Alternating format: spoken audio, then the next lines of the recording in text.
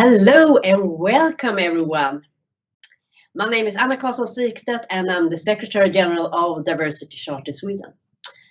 And this morning is a bit special for us because normally we are mostly people from Sweden, but today we have some international guests. We have people from Denmark, Finland, the Netherlands, Germany, Czech Republic, Estonia and Great Britain. And a very special welcome to all of you. And of course, special welcome to the Swedish as well. And this is just great to start this morning. That is almost like the end of Diversity Month, the fourth Diversity Month. It's like when we really focus on, to put like the spotlight on the value of diversity and inclusion. And we have seen lots of different activities through the whole Europe. And as you might know, there are 26 charters. That's kind of like the chart of it, unless you mean, like, of course, the European Commission is like the chart of it. And then we have these 26 charters. So they are all on like organized on the national level. So there is one charter per country. And today we're going to look more into the Nordic charters. So I would like to say welcome to Lakso from Diversity Charter Finland and Dahl from Diversity Charter Denmark. Welcome. Thank you. And we will try to give you a short presentation about each charter. So let's start with the newest charter, the Danish charter. Anna. Yes, thank you, Anna. I'm Anna. I'm from the Diversity Charter Denmark. And as you can see at the PowerPoint presentation, we are about 19 signatories in Diversity Charter Denmark.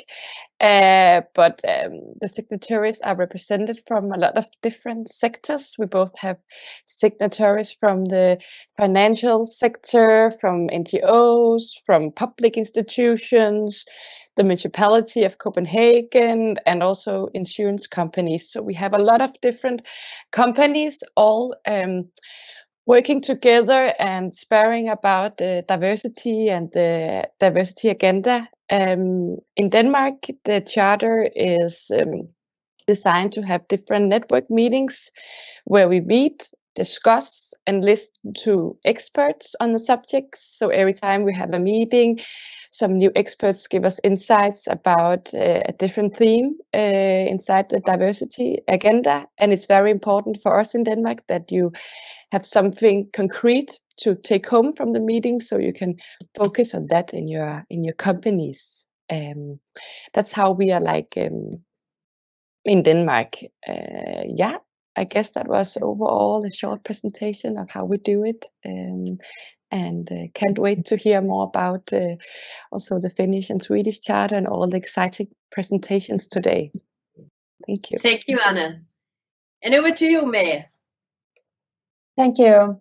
Hello, everyone. My name is Lakso, and I'm here representing the FIBS, which is like the Finnish Corporate Responsibility Network. And the Diversity Charter Finland is working under it. So we are managing it too. And we have, this is a very prominent theme for us as we are having like a lot of research on this, different kind of events. And we see like a very big increase and in the popularity of these teams in past years.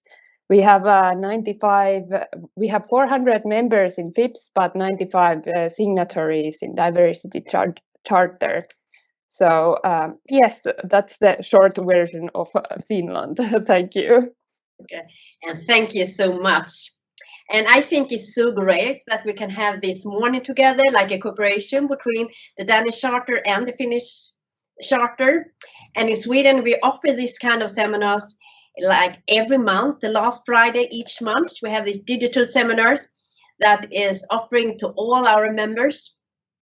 And right now we are more than 140, like we call a signatory. So a signatory is like someone who has to like sign the charter, who has made like an official statement that you want to work with diversity and inclusion, as well as you want to share knowledge. So that's what we offer. And on top of that, we combine that with digital meetings in the 3 biggest cities, in Stockholm, Gothenburg, and Malmö. So I will meet my members in Malmö this Monday. So that would be really great. And there we have the discussions more like they are physical meetings. So we have discussion in small groups. And we always want you like to take it like forward. And we want to have like what we call a generous knowledge sharing. And that is also something we would like you to have in mind now when we will start this seminar. And today's theme is Diversity Month theme, assessing diversity and inclusion. And I will not be the moderator for this. So I would like to hand over to Björn, that is also the founder of Business as Equals. And he used to be, in the board of Diversity Charter Sweden, and you were the one who took like lead when we wanted to have a group in Gothenburg. And you used to be the top management in Swedbank. And I see you the most of the time on LinkedIn. You're like everywhere. So this would be great. Oh, and now I'm here. Yeah, and now you're here as well. Thank you. Thank you, Anna. Thank you.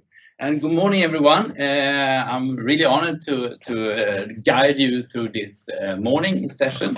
And I'm also so glad because I know that there's a lot of people watching and listening today. And of course it is because it's a very interesting topic. I'm super interested to hear all the speakers we will have and the discussions we will have, and also see what you have, what kind of questions you have to post in the chat. So for that reason, I have also Erika with me, and Erika will keep an eye on the chat. Yes. And let's make sure that you keep her busy, all right? Because I know that this is a topic that many companies struggle with.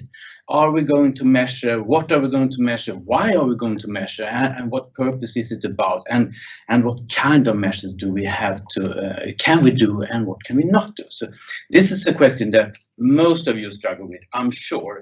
And maybe that's why we have a full house today. I don't know.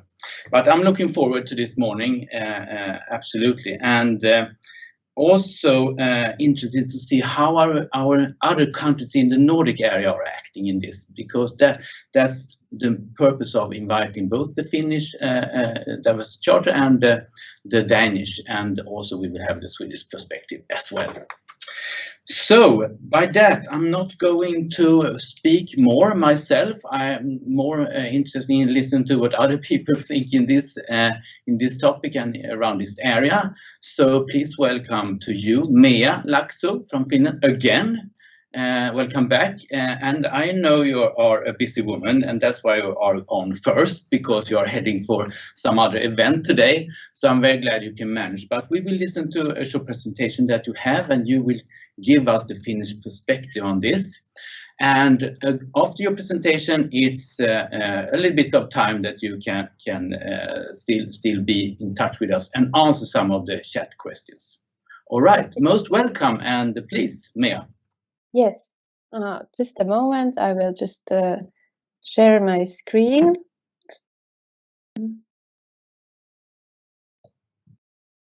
Yes. Are you seeing it now? Yes. Yes.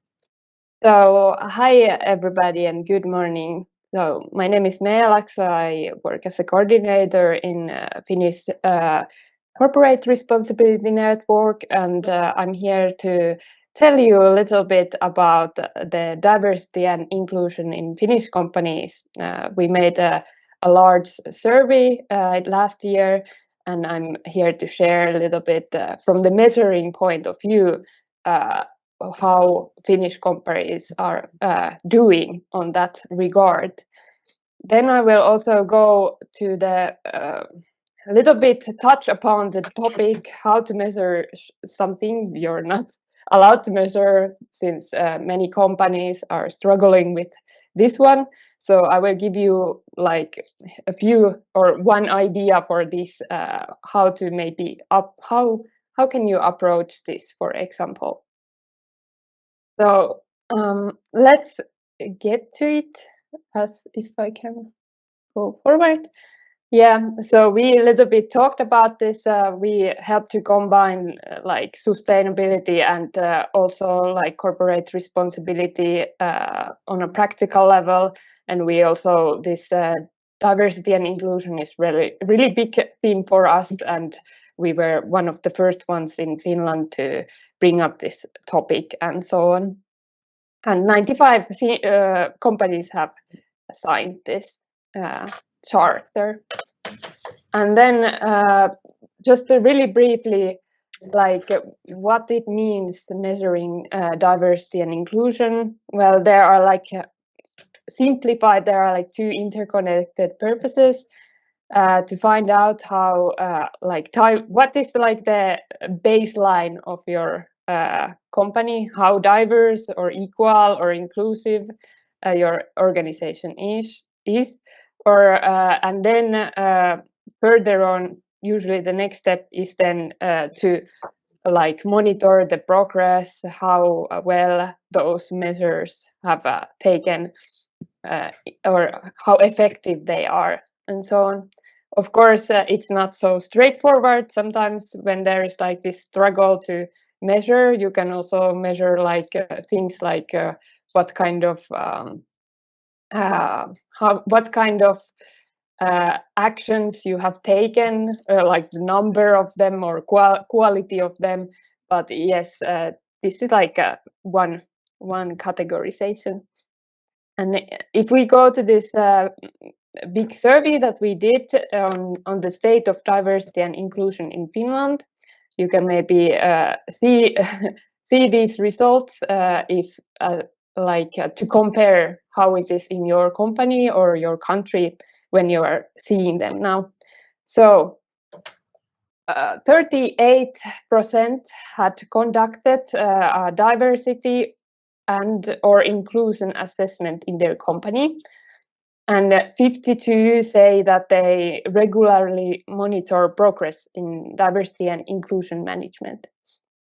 So we can say that these numbers tell us something about like how commonplace this is. So not we can say that this is not very commonplace yet, but and we were also like positively surprised that as many as almost 40% had done some kind of assessment regarding to these themes. Then a few more numbers, because usually the data is like a very important tool for diversity and inclusion management, because it helps you to set the targets and so on. So we had like around this, again, this 40% that have set targets for diversity and inclusion. Then we found out also that it's very rare still in Finland that there would be the diversity and inclusion would be included in the management's incentive and bonus system. So this is quite new and not very usual yet. Then it is also reflected in this that 75% of the, or 76% of the companies did not consider measuring and monitoring the impacts of diversity management, a topical diversity and inclusion challenge. So like we can see that these numbers kind of reflect the whole important finding that we found in this survey, that in Finland this kind of systematic diversity management is not yet very commonplace. So there's like about 40% of the companies that are like more actively promoting these topics and managing it and so on. but majority is still not yet approaching this topic so systematically. But many individual kind of actions have been taken. For example, like many majority had provided this kind of education for how to like intervene in situations if you are harassed or this kind of thing. Then we also made a very large corporate responsibility survey this year, and in that the data is a little bit maybe contradictory compared to the first one. So 62% said they had set quantitative or qualitative targets for diversity and inclusion, diversity, inclusion, or equality on these teams, and 64% report progress on diversity, inclusion, inequality, and equality in a standardized format on an annual basis. And what we think these numbers, why they are different, is that in the first research, we didn't include the E or the equality in the kind of questions, and in this it was included. So because in Finland this gender equality is like very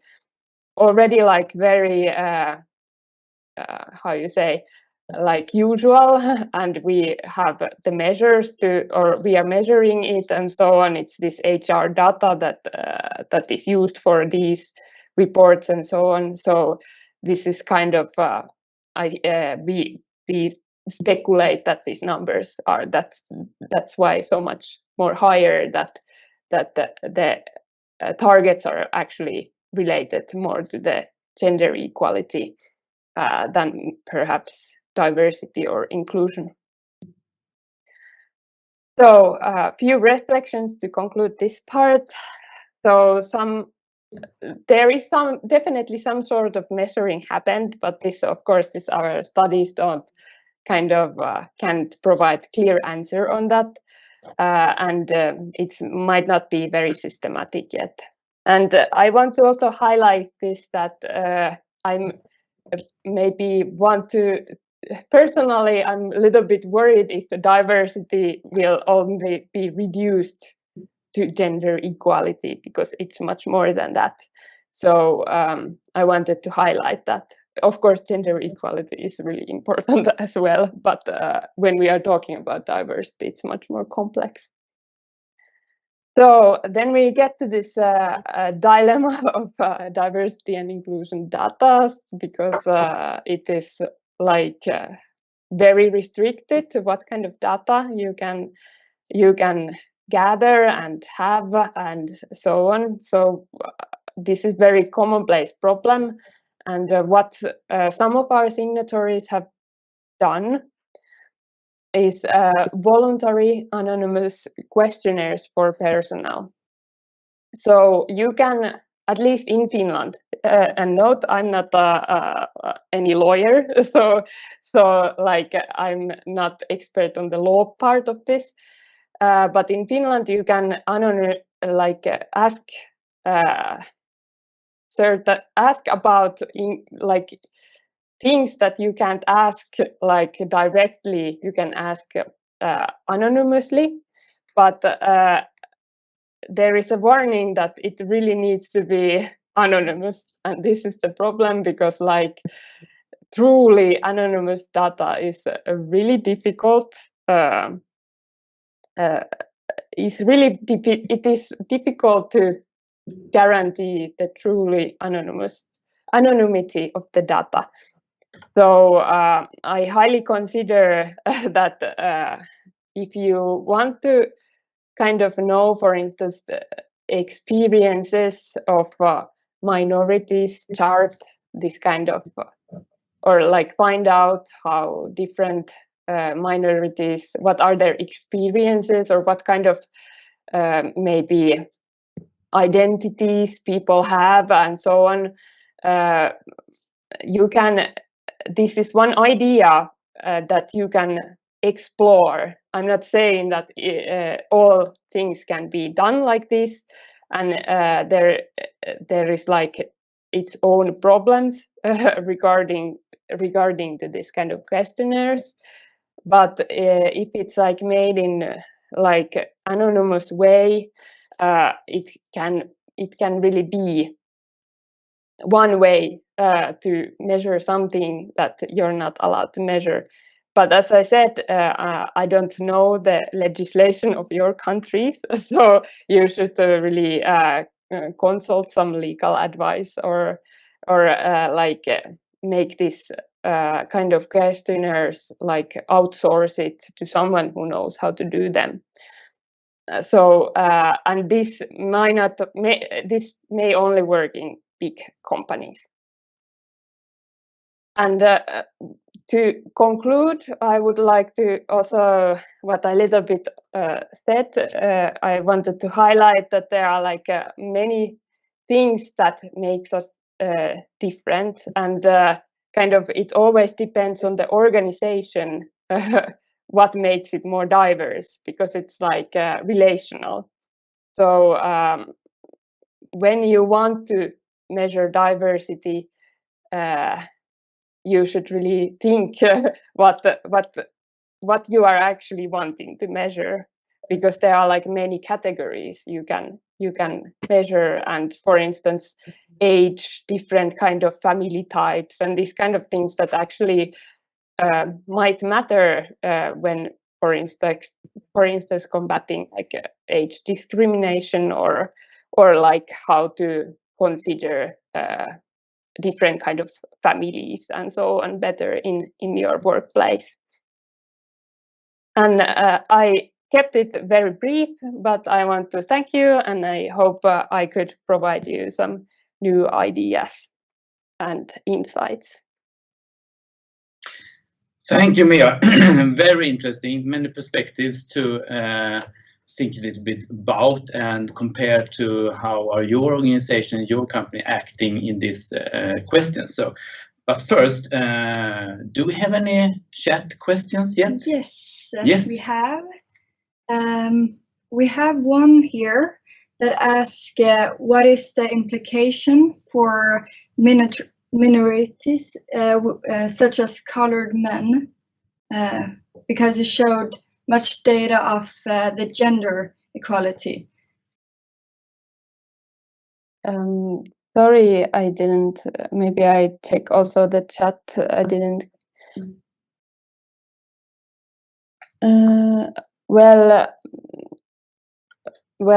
This was like kind of. I'm sorry, I don't see the. Yeah. Well, I tried to answer as I as well as I understood. So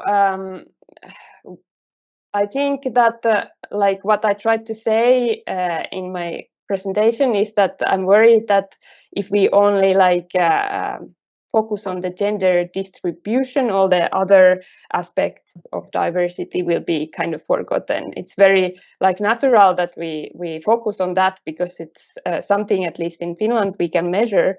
But I guess I'm suggesting that we should get a little bit more ambitious or creative in a way that we could also take into consideration other aspects as well, and kind of manage the diversity and inclusion better in the companies.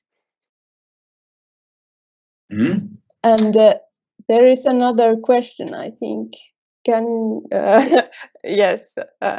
So we have one more, and it's if you can give us some more suggestions of what to measure in DNA.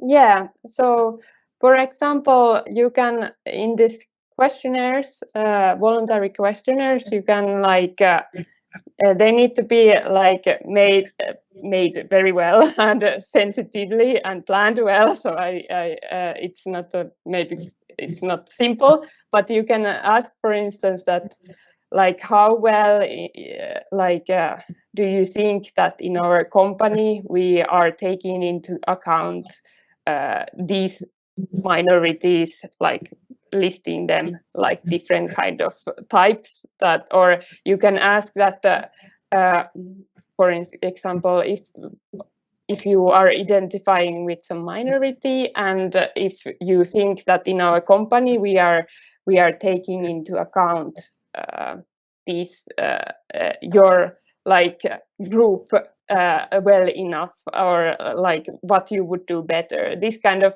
that chart also, like not the diversity but also the inclusion, because it's like diversity doesn't mean anything without inclusion kind of.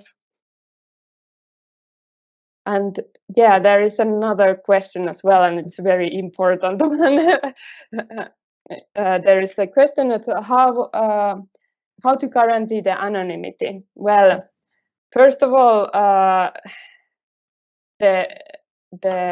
you really need to, like, it's very you should not ask any background questions. So not like any like are you from which department or so on, and the group should be big enough.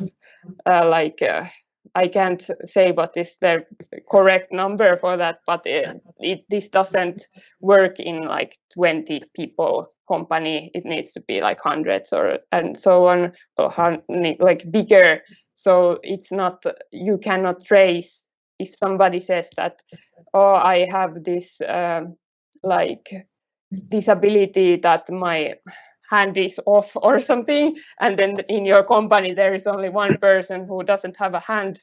This is a stupid example, but anyway, that you see that, oh, okay, it's that person, so this is not advisable. So this is really sensitive data, so that's why I'm like suggesting to like that you seek some like support planning this kind of questionnaire, and also like if you plan to ask many questions, it's the more questions there are, it's easier to like kind of like conclude who is the person by the profile he or she or they answer. So yeah, it needs to be like research methodically like sound, and it's tricky, but it can be done. But perhaps the easy way is then to ask like very specific 1-2 things, and then like move on from that. Mia, thank you very much for your precise answers, and I guess we have some more questions, but the time is running, so we have to say big thanks to you, Mia, and you have to go to the next event. And I would like to invite new guests in person here. Most welcome to you, Kotomi and Katarina. Thank you. And you are from Kantar, and you are a specialist in this area, right? Yes, true. And you have worked with this with many companies and organizations and helped them how to measure and what to measure, etc. So very interesting to learn what have you seen and what can you guide our member companies here in what takes to step, etc. I see you're so eager, so I'll just let you go now. Okay? Please, most welcome here. Thank you, and thank you for having us here today. In case you are not familiar with Kantar yet, so we are experts in data and insights, and we help basically organizations to build strong brands using our people insights. So also diversity and inclusion is a very important part of being an attractive brands and also employers today. So that's what we will discuss together today. And I was a bit too quick and too eager, but just bridging from Finland to Sweden, I just wanted to show you that there's also a strong belief in diversity and inclusion questions here in Sweden too. And this is one study we have recently did. and where we could see that 54% of our respondents answered that they believe that the importance of diversity and inclusion questions will increase in the coming years. Why? Because they believe that D&I is crucial for the employer brands and also employee retention, and they also feel that there is a greater demands and expectations on employers today to work on these questions more actively to reflect basically the diversity we have in our society. Only 3% said that it will decrease. They basically had other priorities, and also some said also that they don't have any issues in their organizations. Personally, I have never met them. I don't know about you, but of course, for us discussing this important topic today, it's still a very important future question that we will continue to work on. And just to be clear about basics, we are talking about two aspects of diversity and inclusion here. So the first part is quantity or data in relation to different groups in society, basically numbers and headcounts. The other aspect is about quality. So this will be manifested in our inclusive cultures and also how we behave to each other. And when you do studies in society at large, you can go quite deeply into questions on representations and numbers and ask very explicit questions. And this is one study that is called Eurobarometer that our colleagues from Kantar Public does for European Commission. And as you can see, you can be very explicit about different things that can be a disadvantage in recruitment setting. So it could be about your skin color, sexual orientation, and even your specific ethnic belonging. But if you are an employer and would like to ask questions to your employees, then you can't ask the same kind of explicit questions to them. Instead, you can focus much more on your inclusive culture. And we at Kantar do a lot of studies on inclusion, and this is just one example from one of our clients, and where we looked at how do the employees perceive the diversity they have in their organization. Do they think that they have an inclusive culture, inclusive leadership, and also equal opportunities for everyone without harassments? So of course, depending on your purpose, this is the kind of things that you as an employer can ask to your employees. So just continue on the basic. As an employer, it depends on what you are going to measure and the definition, your purpose. As a basic, you always have some kind of demography. Who are we? And at the same time, you can ask yourself, who are we missing? Then we have to look into individual levels, team levels, and company levels. And the basics is still about fairness. And I think if you look at the individual side, most companies today ask, have you been discriminated during the past years, for example, and you list the things. But you can also go into teams and ask questions around, are we treating each other with respect? And you can go at company level. And one example there is, in our company, at my workplace, for example, women and men have equal opportunities.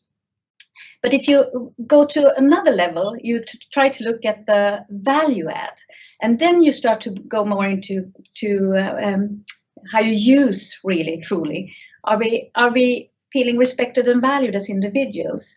In teams, are we proactive trying to look for a competence in other people? Are we also having management that are actively promoting diverse competences? This is just examples, but you see some levels and layers that is an opportunity to look at. And if you go to different countries, this is where you start to see differences between countries. Like if we add veterans, you can guess which country we are in then. You can add appearance, and you can even add more. And then if we move from that, you also want to know the impact of what you are measuring. This is a client case, a global client of ours, large corporation. We had the same sized teams. We also have the same representation in the teams, i.e. equally diverse in terms of age, gender, and ethnicity.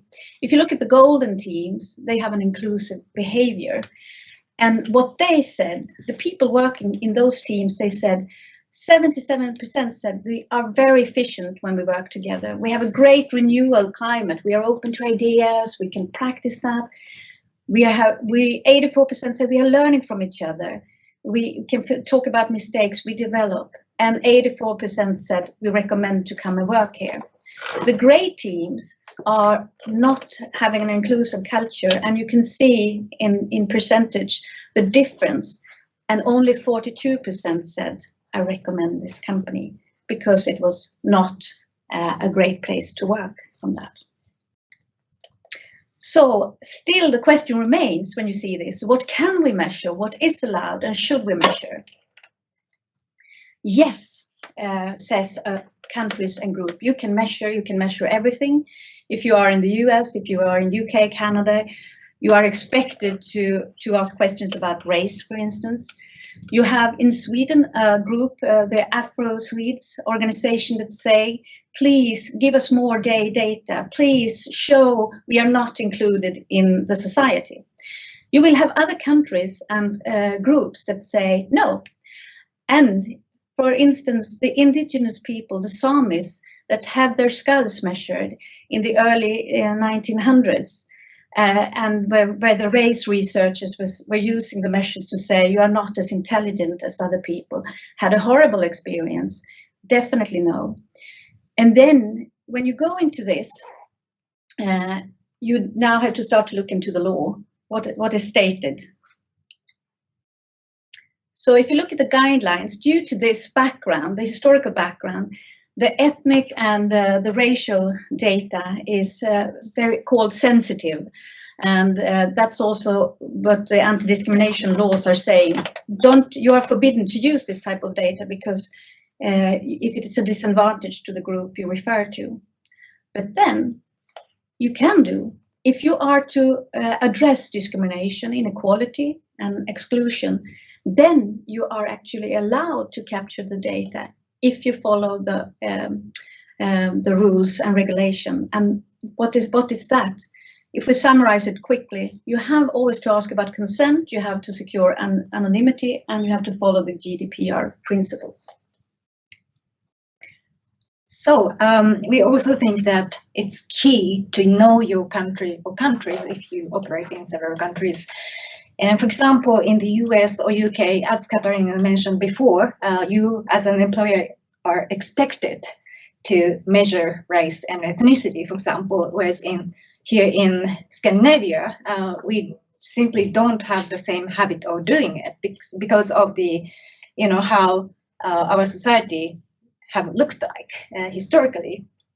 And some organizations have started to ask the employees where they were born, but still even this question is still uncommon here in Scandinavia. It's not illegal, as Katarina mentioned, but we simply don't have that. We don't do it here in Scandinavia.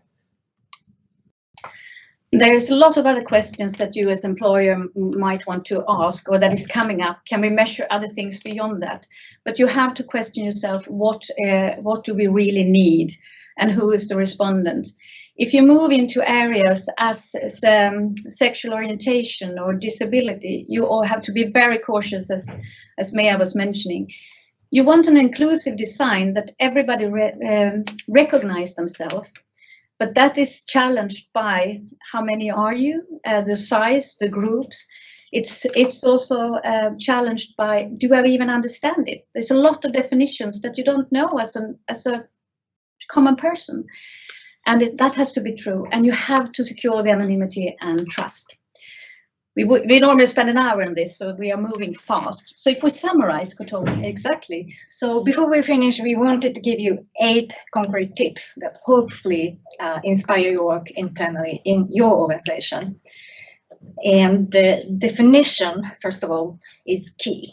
So think through what diversity and inclusion means for your organization specifically, and don't just measure things just because others do. And yeah, it's. I'm thinking about this. The Swedish construction company Skanska, who have worked really hard on gender, and they are still working hard on it because they saw a risk in the male-dominated industry and organization. And this is great for their company and perhaps also for our society at large, but perhaps not. That's not what you need in order to achieve your goals. Sorry. And also, it's about communication. Your employees need to know why you are asking this question so that they feel safe when they answer to your questions. Involve the unions and also workers' council, because we know that they can be quite tough in some countries. And you can even end up in court in some cases. In Germany, for example, it's actually a true story that we have witnessed before.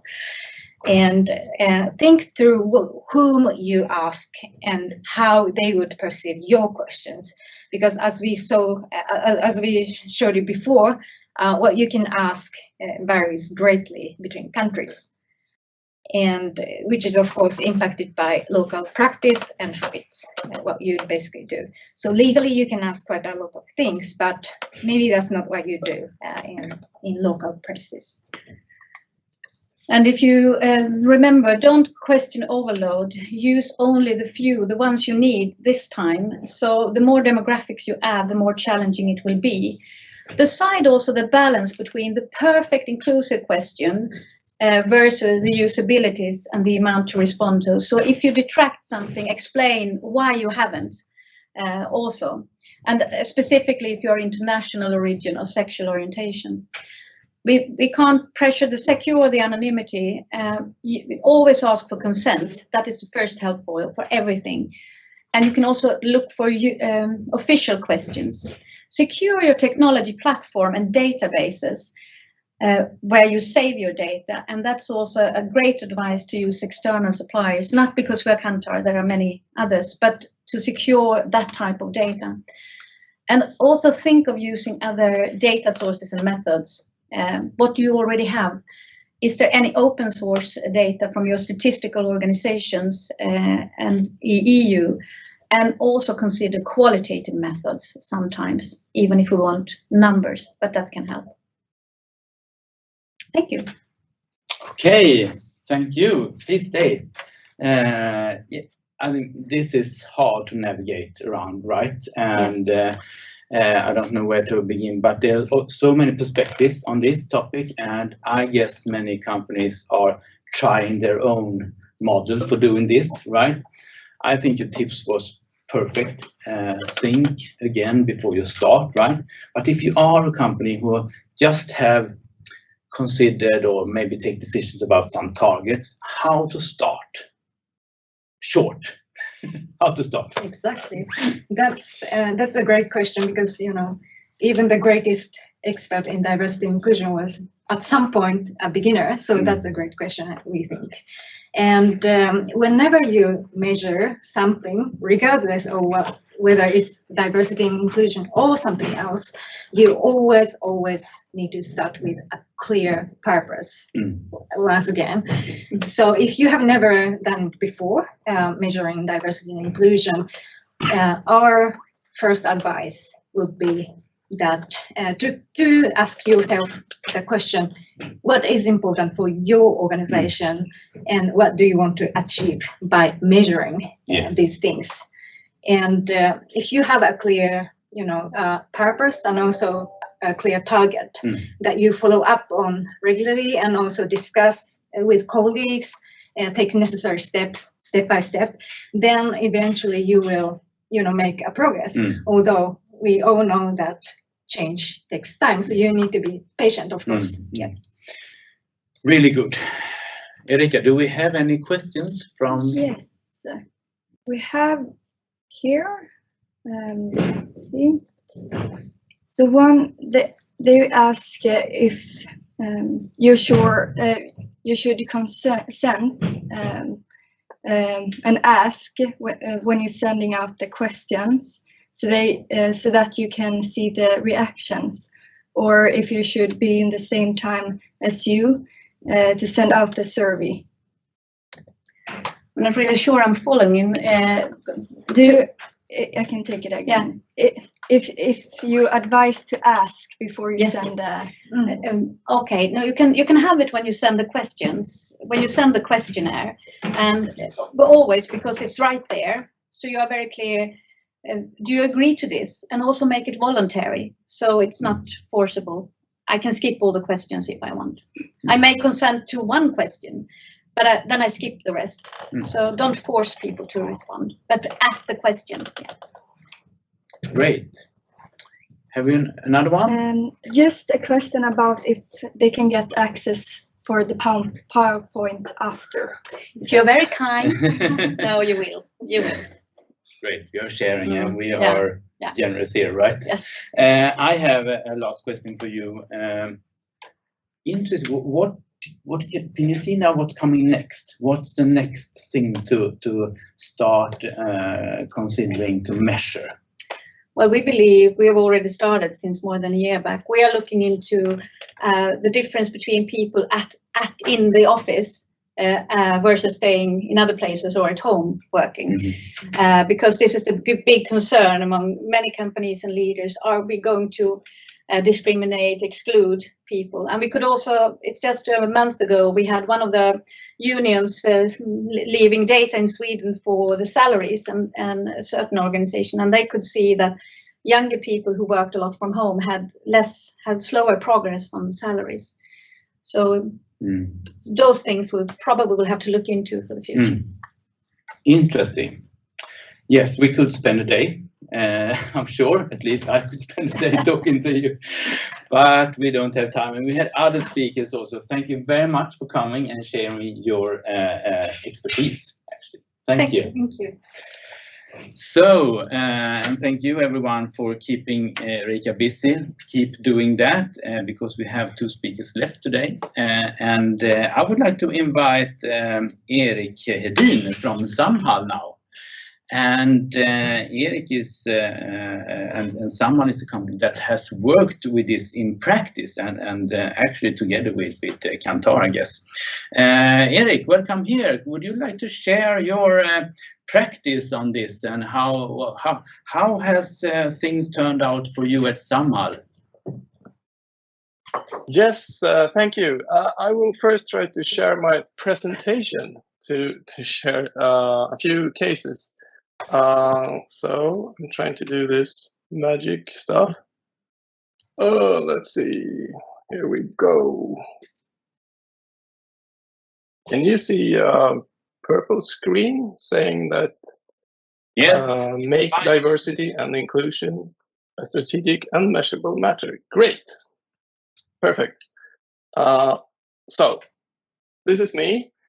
My name is Erik Hedin, and I work as a specialist in digital accessibility at Samhall now, not for very long.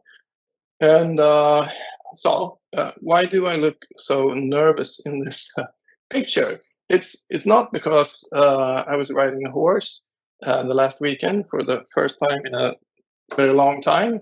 It was a very young and strong horse. We were both nervous. No, it's because what I'm trying to do here, I'm trying to speak a language I don't really master, and you are supposed to understand. And we're all trying to handle all this digital stuff at the same time. It's quite challenging, actually. And it's just about the things I work with. And I have a question that I really didn't ask at the sound check before this event. Is it are the subtitles, the automated subtitles, activated? No, I'm sorry, Erik. It doesn't work. It doesn't right. work. Sorry. So then I have to speak quite well, not too fast. And even if the subtitles were activated, I had to speak quite slow, because otherwise the robot wouldn't catch up and it would all be confusing. So this is a slide, and I will do this very shortly, saying that diversity and inclusion is one of Samhall's most important sustainability issues.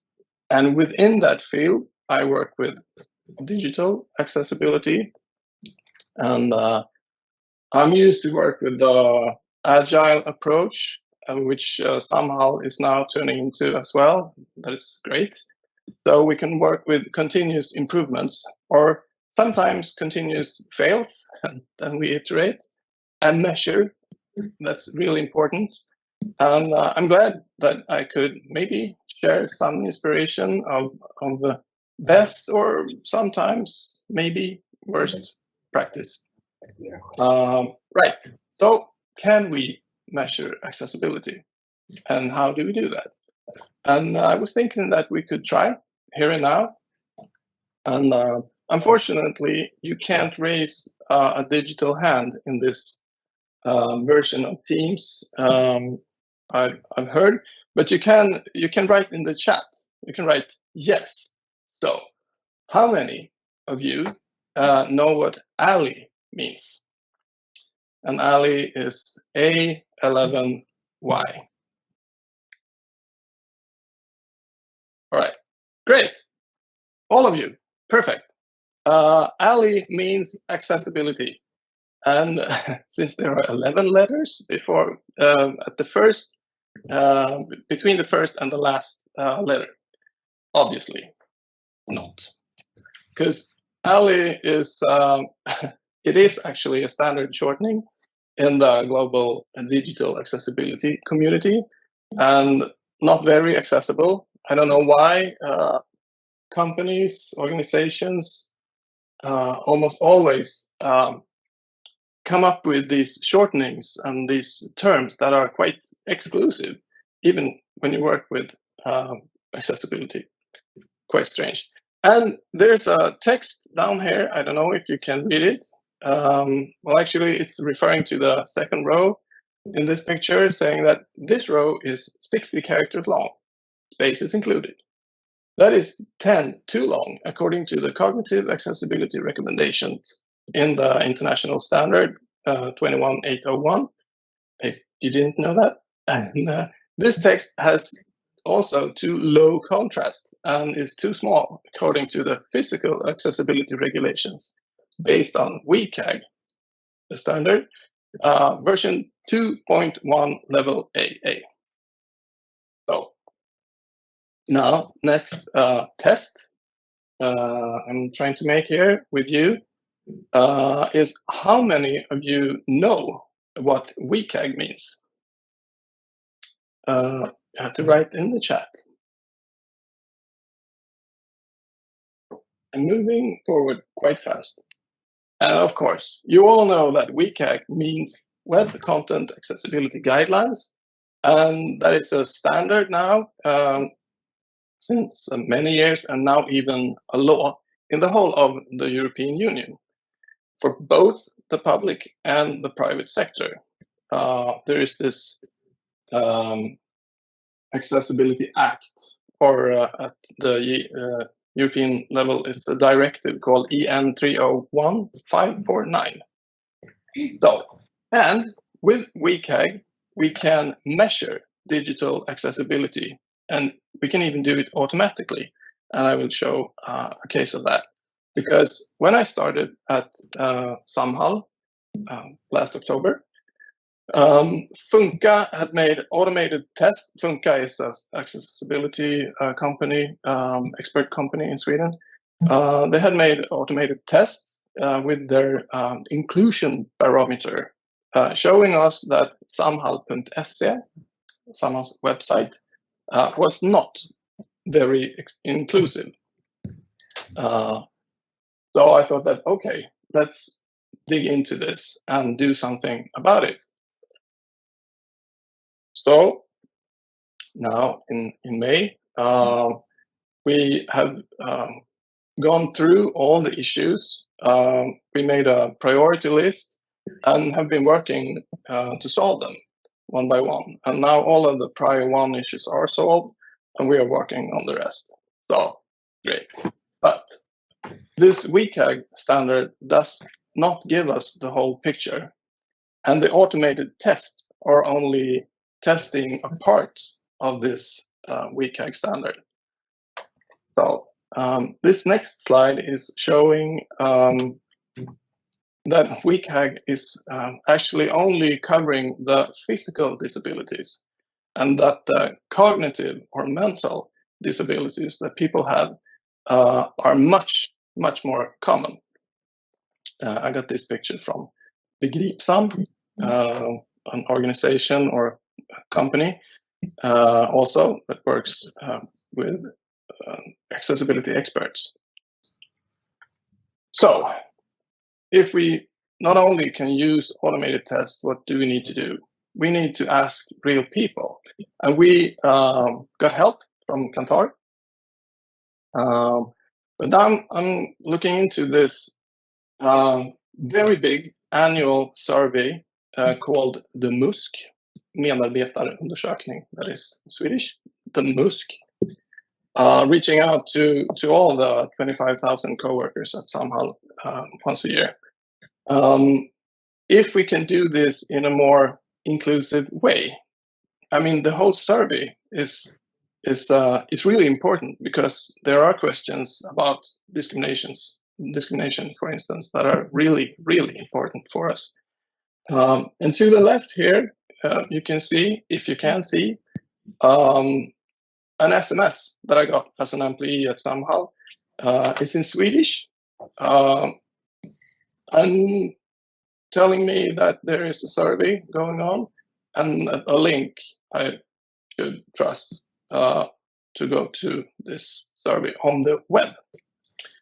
So right now, there are a whole gang of disabled accessibility expert testers testing this survey. And they are led by Begripsam and in cooperation with the Royal Institute of Technology in Stockholm, Sweden. And the mission for them is to make this survey more accessible for the target group. And the target group are the co-workers at Samhall who have permanent disabilities. And the picture here to the left is when you got to the survey. It's still in Swedish, and it says in Swedish that you can byta språk, which is Swedish for change language. And there are also some icons at the bottom here. There's an icon looks maybe like a hat and a film camera. The hat is actually a speaker, and it means text-to-speech, if you need that. And the film camera is for sign interpretation, if you need that. Not obvious, but all right. So there are a few improvements to make. These are only a few examples, because this survey is really important to us. And the whole idea is to get more and more accurate answers to make better and more inclusive decisions at Samhall. Right. But there are some challenges to make a digital survey with people who are not very digital. Because today, most of Samhall staff, they don't have a digital device at work. I mean, they can bring their own private mobile phones, which they do. This survey actually goes out to their private mobile phones, and they have to pay for the subscriptions themselves to make it. And most of them lack free internet at work. So, and there's another challenge as well. There are a lot of co-workers at Samhall who do not speak Swedish very well yet, because they come from other countries. So there are some digital challenges here. And I think that this is a perfect case to test different digital solutions and maybe analog solutions as well in combined. And here at the left, I have a picture of Språkkraft.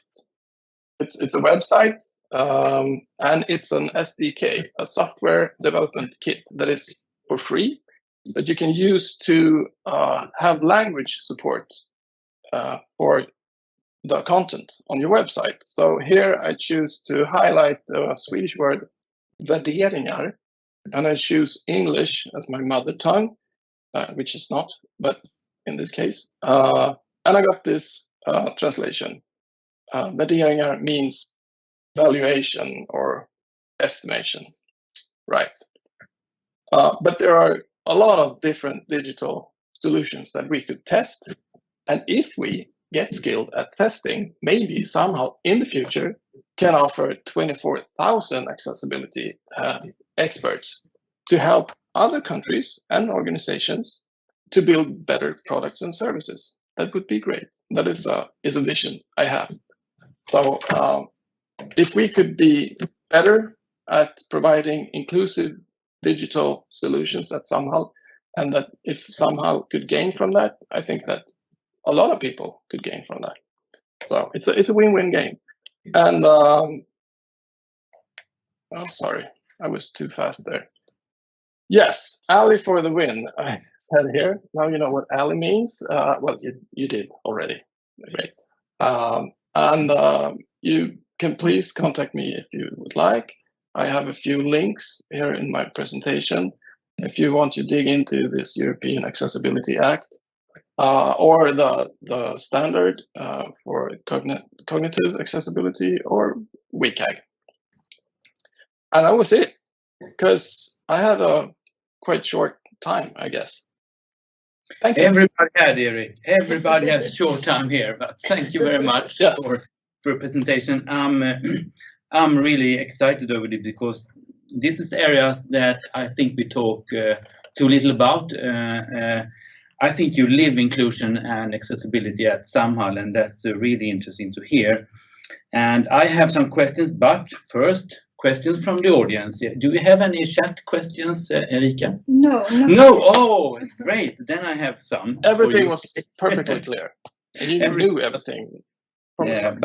Perfect. But I think I agree with you about these shortenings of words and abbreviations. That is something we have to reduce and take away as fast as we can. I think that's a big hinder and something that not make people feel included at all, actually. But what could you share some takeaway, because you have so much experience of this? Is it anything concrete advice for other companies that you can share? I mean, you have worked with this, you have seen so many new things, what to do, and talk about AI. We would spend another day. Maybe that's the next time we have diversity charter, maybe, because that's also something that come in, right? Do you have anything that you can just share, a quick one, just to do Monday morning? Yes, I mean, AI is a lot of talk about AI now, and talking about automated subtitles, because many of us look at videos. We use video right now. I'm using video, and with live automated subtitles, we could use AI to improve them.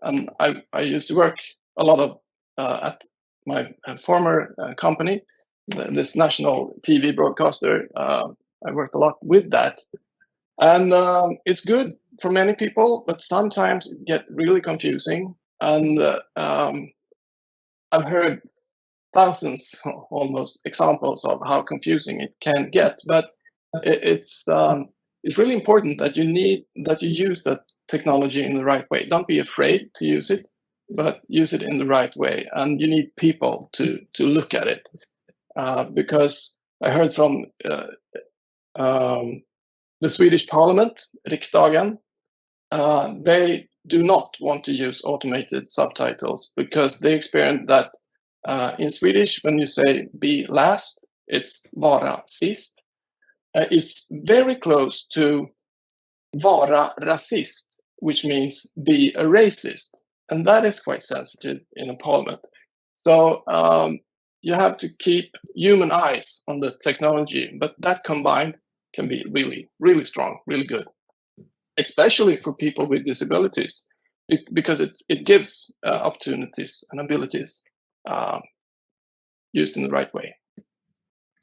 Good example, but you know, Erik, we both know that technique goes fast, and soon we will not be so worried about these small mistakes because they are being corrected in a really fast way now.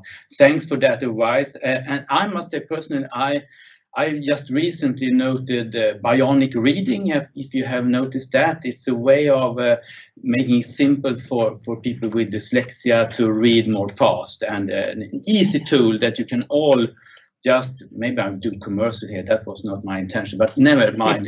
Look into bionic reading. That's an easy way, a good tool to make it easy for people who, like myself actually, I don't read pretty fast. I have a lot of help with that. Thank you very much. Oh, maybe we have a question now. Don't leave us, Erik. We have a question. Yes. Yes. We have a question about the sign language that you had added in the questionnaire, and we have the question wondering how did it work? The sign language interpretation in the survey, if that was the question, I don't know, but we will find out because we have these expert testers going through the survey and using also the icons and the interpretations. When I tested on my phone, as an iPhone, it didn't work. It only worked at Android phones. That's how far I got. But we are looking into that. But it's quite interesting with sign language and interpretation in sign language because, I mean, it's really important for people who don't hear. And technique have really been a great success. You know, the video phone, when it came, it was really great for people who are deaf, that they can use the sign language. And we looked at if we could make automation. Can we build a robot making sign language interpretation? And the answer was no, because most of the grammar is in the face expressions in sign language. So the robots are not there yet. Thank you for that answer, and thank you, Erik. Keep on your good work and good luck with that. Thank you. Thank you. And then we will welcome our last guest this morning, and that is Emma Helbo. And Emma comes from, hello Emma, welcome to us. And you come from the company called Denominator, and you are representing the Danish market, or the Danish view on this.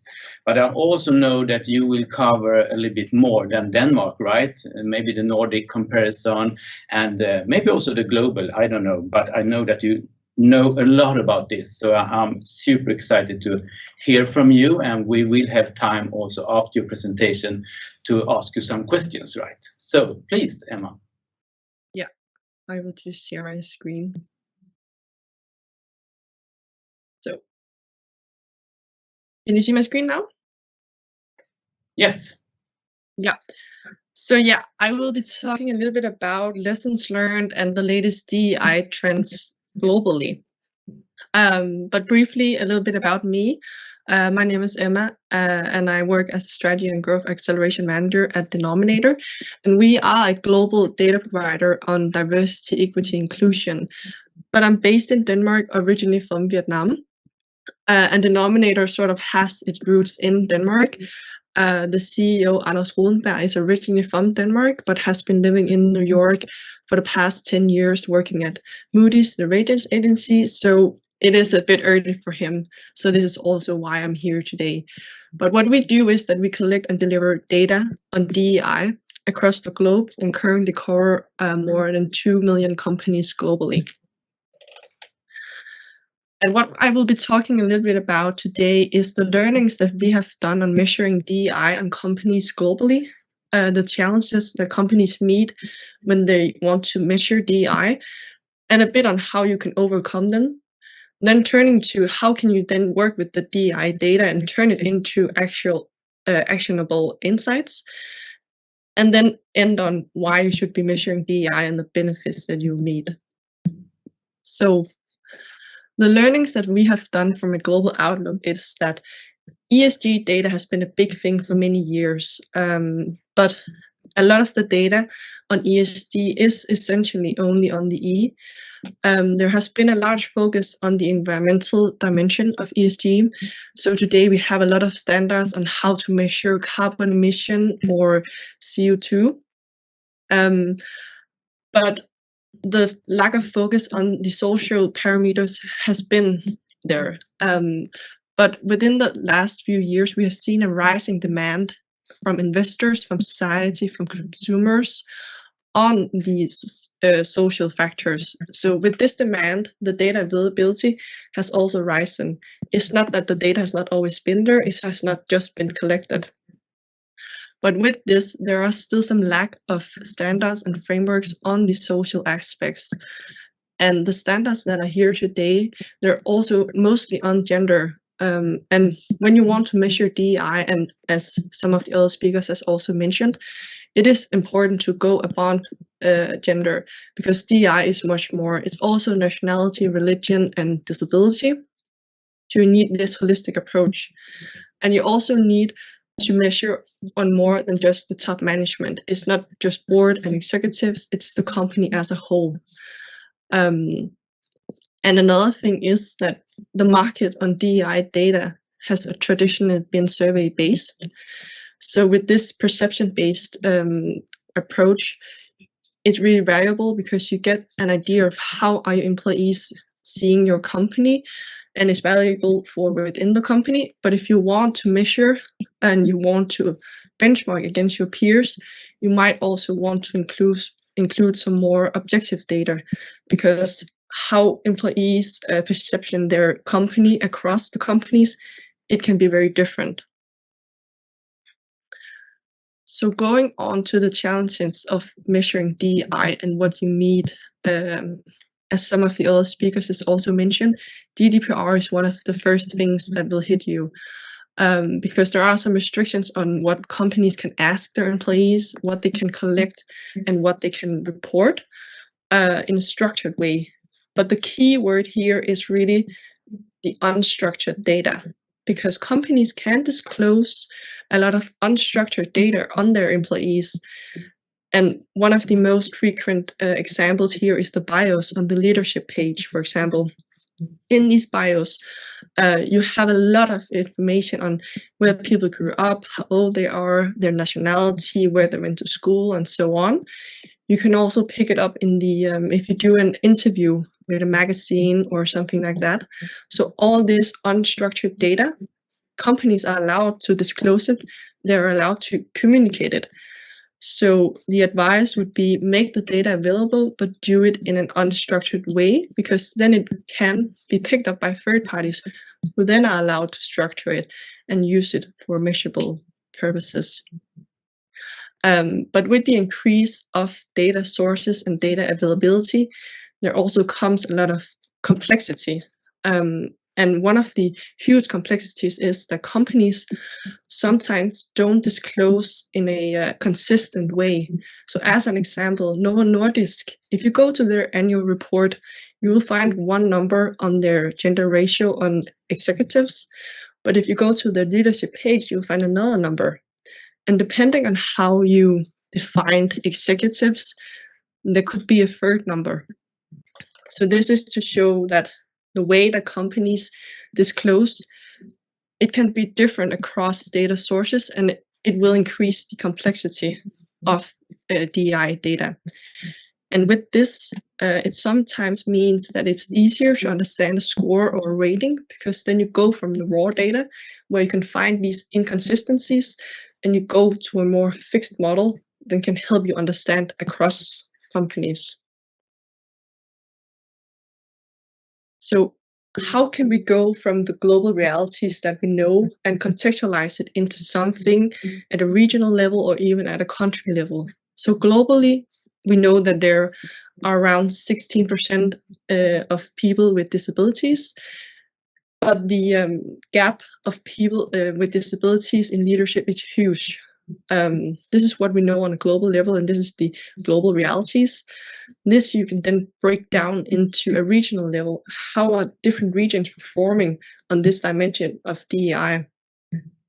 And then deep even more into the country level. So how are the companies in the countries that I operate doing on this dimension? So we know how is it looking today.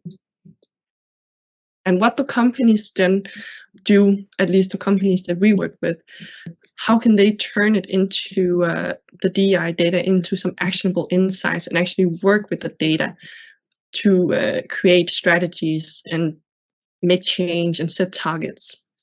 So as a company, they can look at their company performance in general, both in different levels of the company, the executive level, the board level, and the middle management, and so on. And also on the different dimensions of DEI. And when you do this, you would also want to do some benchmarking against your peers. It can be concrete peers, or it can be on industry or country level.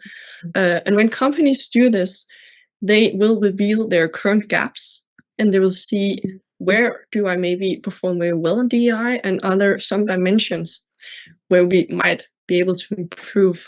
And when you know these facts, you can use data as a driver for change, to set targets, to implement strategies, and to work with a specific dimension of DEI. And the big companies who have thousands of suppliers, they have also started to not only work with their own company and within their company, but also to work with the supply chain. And to get an overview of your possible exposure, and that could be per region, per country, or even per category. So for example, a company like Coca-Cola, how are their suppliers on corn or syrup doing on different dimensions of DEI? If you have some exposure, you might want to engage with these suppliers and talk with them about how you can improve on DEI. And to end a little bit on a positive note, and why you should get started on measuring DEI, and also the benefits of measuring, you can say that it's sort of twofolded. On one side, there are the regulatory requirements, so you will be required to do the measuring and the disclosing. You probably already know there's a lot of legislation coming from the EU, so this will be a requirement from this year and in the following next years. But we also see a very big demand globally, both from shareholders and stakeholders, so the consumers will demand it. It will be important for attracting new talent and also maintaining current employees. If you are a listed company, there might also come some requirements from that. So for example, in the US, if you're listed on NASDAQ, you are required to disclose on your board diversity. And if you don't have a diverse board, they will ask you to explain why you don't have it. It will also be crucial for getting access to capital. Investors, they will look into their portfolios and they will use this DEI data to see what companies do we want to invest in. And then lastly, as mentioned, the supply chain is also key, that you can work with your suppliers, but it might also be demanded from this if you're a supplier for a company. Yeah. So I made it fast, I think. But really, yes, because I know you have a lot more insights than you just have mentioned here today. And but thank you, Emma. Thank you very much. I will start myself. We have a few questions. So I will start myself. What kind of dimensions do you see forward coming? What kind of dimensions are we going to measure 2024, do you think? What will come up? Yeah. So I think a lot of it is getting started, and some of it will be requirements in, for example, the EU legislation, and then it will be a requirement for all companies in the EU, and there are some depending on your size and all this. But for example, in the UK, companies actually have to report on gender gap, the gender pay gap, and this is both the salary and the bonus gap. So some of these things, I also believe it will come to the Nordics, or at least at the European level. Yes, and I know about the case of Google, who got sued in the US, and I think they have to pay like $1.8 million or something like that to as a pay gap that they should have reduced a couple of years ago, but then he didn't. So now legislation and regulations come to get you, actually. So be aware of that, I think. We have a question, Erika, don't we? Yes. We have a question here. How do you measure disability of leadership? Yeah. So it's how you can measure it, and how we measure it. So what we do at Denominator is that we collect a lot of data, and we collect what companies communicate, and specifically on this, so you can turn the raw data into the scores. But how is defined is if companies have reported on if they have any in their leadership teams, either at board or executive or in middle management and so on, with visible or non-visible disabilities. But the thing is also, when you want to measure these things currently, there is a very there's not a lot of standards on a lot of these things, and even just, for example, who do you include in the executive leadership team is very different from company to company, and there is really no standard on it. Good. Any other question? No. Okay, good. I just want to enter. Do you have any company that you would highlight in Denmark who are doing good at this and could be a role model for other companies to?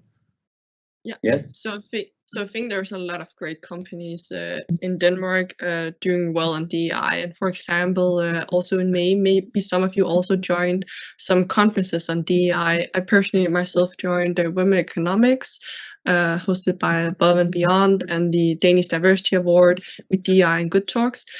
And at these conferences, you hear from Maersk and you hear from ISS and a lot of these big companies and how they work with DEI, and it's very inspiring to hear. So there are a lot of good companies there, but also, for example, Børsen, the newspaper in Denmark, business newspaper, they earlier this year made a rank based on the 100 largest companies in Denmark, and then they ranked them based on different metrics on DEI. So that is also something that you can look into, and it is actually very important because a lot of people will read this and they will see how the companies are ranked. Good, and I've been to Beyond, Above and Beyond's conference. It's really good. I recommend that. Thank you, Emma, so much for joining us today, and good luck with your future work. Thank you. So now Anna is waiting to wrap up, I guess. Would you come and join me here right now? I would just like to do some takeaways for myself today, very short, but I think I have learned to start with why. You should always start with why are we doing it? What purpose? What would we like to achieve? And start with that, and then start with what the measurements. And the other thing is that one size doesn't fit all. You have to see what kind of regions, countries, what do we have, what is the possibilities for us to measure in different regions. And it's not easy. Nothing is easy in D&I, right? No. But we have to do it. Yeah, it's difficult. It's complex. It's complex. And then, Anna, because I asked you to come in, we must be role models in diversity charter, right? So we have to start measuring. Let's start with gender balance. Yeah. All right. And that's always a challenge, and you know that, yes. Because we've been looking for more men to be like in the panel, and that's always a challenge. And we can also see that, like at the participants, there are so many women, or almost no men. So we are just looking for more men. So you really have to invite them to these kind of seminars, because this is like very much knowledge based, and it's like involves everyone within the company. It was 8% today. I counted yesterday. So let's start for having a target on 10% next time, right? Yeah, that would be great. Yeah. Thanks. Yeah, thank you. And my takeaway is, like you said, like you need to have the purpose and then you measure things, but then you kind of have to reverse it into actions. And that's what we always talk about. We want it to be actions. We don't want you just to sit back and relax, because we want you to do something about it.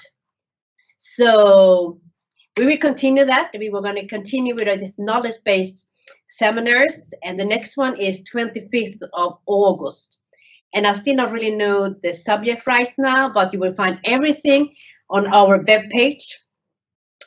But then, of course, I would like to say thank you to everyone who have been the speakers. I think this has been great. And as I said, this is just the beginning. You will get all the presentations and you will find the contacts to them, so you can continue something that has just started. And then also I would like to give you something else. I want to give you a reflection, because now most of us will have some vacation this summer. And I really want to give you a reflection to think about that, because sometimes we're just like running and you just want to do something. But sometimes it can just be nice just to relax and think about nothing, or just reflect about something. So I wish you all a really good summer and a really good Friday and weekend. So hopefully we'll see you 25th of August. Bye-bye.